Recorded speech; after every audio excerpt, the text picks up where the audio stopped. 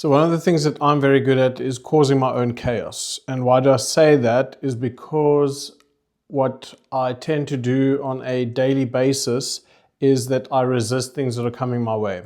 So in my life, this shows up as me fighting against things that are happening around me. And because my brain and my logic tells me that it shouldn't be happening in that way, therefore you need to resist it because that thing can change or the outcome can change or whatever happens after that can be different. But the fact of the matter is that I am actually the one that needs to fit into that mold and not the mold fitting me.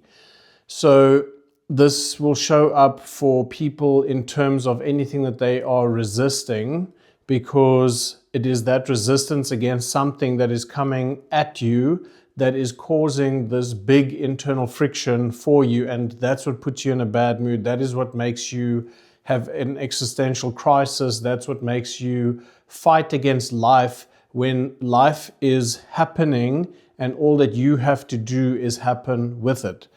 So a good example for me would be when, say for example, I hate getting phone calls out of the blue. It is something that will trigger my nervous system and cause this fight or flight response, and I immediately go into catastrophization mode where I just imagine a worst case scenario. And I'm programmed like that, and it's something that even I can't logically reason myself out of it. But as soon as my phone rings, that is the direction that I go in. So I built this entire thing around me where I don't do phone calls. And it is that resistance against that thing that begins to exacerbate the problem, because you are so focused on avoiding that thing and not dealing with that thing that you put it on a pedestal almost, and it becomes a bigger thing than what it should actually be. So what I have started doing, and it is sort of like training my nervous system into it, is that I've coached people around me that work closely with me, my staff and family members. Please do not phone me out of the blue. Send me a message, and then when I receive the message, I can look at it. I can process it at that point and say, okay, I'm going to enter into a phone call. Then I know that it's a safe space that I can enter into, and my brain has prepared me for that thing.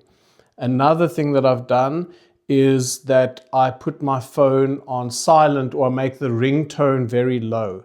So the alert is still there. This is for people that aren't working closely with me and don't know and would just call me. Then I wouldn't have this immediate shock to my system. And it's not just based on the volume, it is based on the actual act of receiving a phone call. So if my phone is on silent, my screen would light up and I would see something. So it would give me more time to react to that thing and absorb the information, and then make a conscious decision about, okay, here's a phone call, you're going to enter into a conversation. So mentally I can prepare myself, and it reduces that nervousness and noise inside my body for me to approach that new thing. So this is something that I can apply to any aspect of my life, because you have to learn that things happen around you, and the more that you are resistant to them, the more difficult you make your own life, because you're existing inside this spectrum of things that don't fit with who you are. You are the one that has to mold and adapt to everything that is happening around you. So when I realized that and was able to then start designing my life that I still interact with those things, but I do it from the basis of managing them, that it is aligned to my nervous system and the way that I work, that's what started making things easier for me.